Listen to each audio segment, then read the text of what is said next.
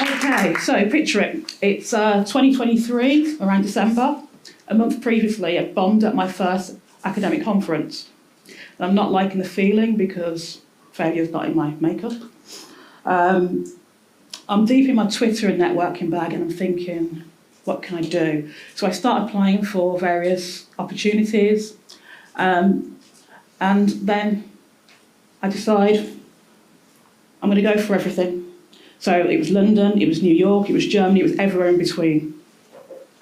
Now jump forward with me to the middle/early part of 2024 and I'm receiving a lot of acceptance emails.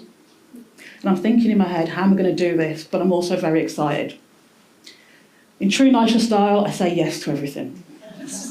Now I feel that I should share with you my mantra in life is, Delulu is my Salulu. So I begin to review my submissions and what I've realised is I've agreed to present 5 different aspects of my research, because why wouldn't I?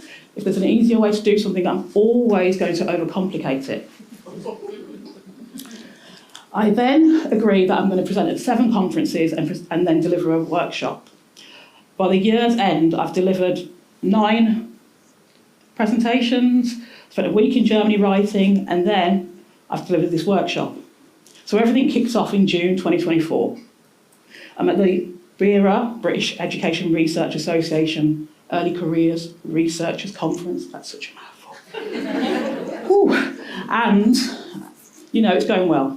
The next day, I'm flying to New York. However, en route to the airport, I decide that I'm going to give another presentation. I go to New York, I spend a week there, and then I fly from New York to Glasgow via Edinburgh. I'm there for a few days, I return home, and then I'm back on the move. So I've dubbed this part of my life the conference tour. Now, what I want you to think about is Beyonce's Renaissance tour. So, you know, it's with a smaller budget, but equally great wardrobe changes. I'm very humble, you know. So there's a mixture of excitement and nerves, and there's also this big feeling that I'm not good enough. Imposter syndrome has been ramped up tenfold, and I'm feeling that I could get caught out, but what can I get caught out on? I'm meeting people at different levels of their research. I'm learning, I'm listening, and I'm looking at my research from different perspectives, but what I'm not seeing are people that look like me. Where are the black working class women? Now I know they exist because I come from a lineage of formidable black working class women. However, I'm not seeing them. Where are they in academia? Mariam Wright Elderman said, "You cannot be what you cannot see," and historically, black working class voices have been excluded from literature and education.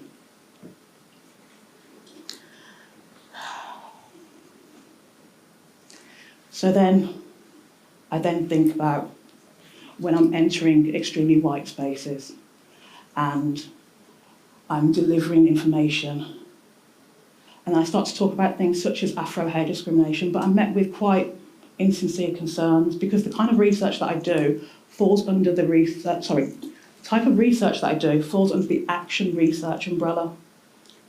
So when I stand to speak about things that affect marginalised groups, I need the white middle class management in the room to listen.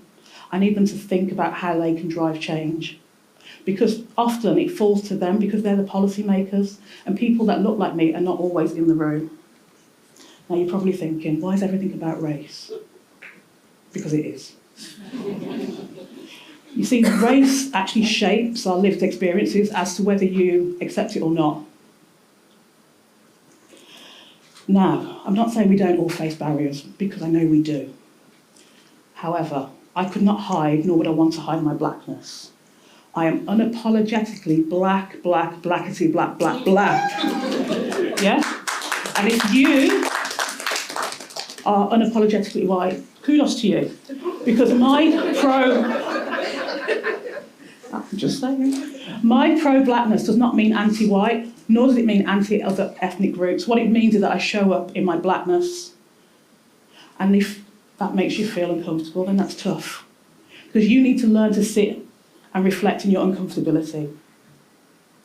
Education is a massive passion of mine. I've seen how it can be so powerful when access and support is given. However, I've also seen the inequalities to disadvantage marginalised groups. And it makes me question, why do disparities in education still persist? In 2021, 82% of people from England and Wales identified as white, whereas 18% were black, Asian or mixed. Yet, black and mixed heritage students face expulsion rates at a higher percentage at 0.37, closely followed by Gypsy, Roma and Irish traveller at 0.31.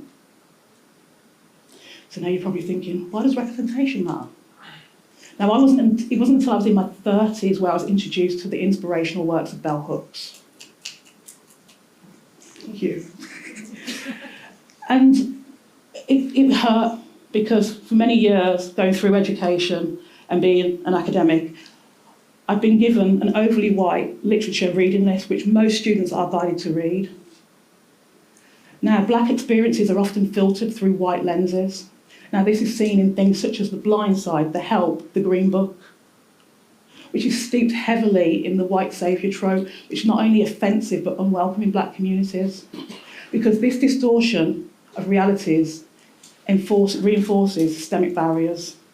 We've seen, and history has shown us, how powerful and transformative it can be to reclaim your narrative.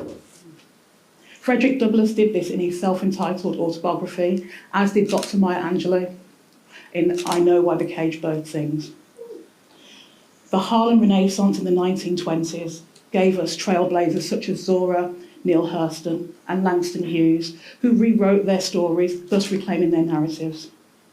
And I could not overlook the works of Audre Lorde. Her work has profoundly shaped me and enabled me to embrace my identity as a black working class woman.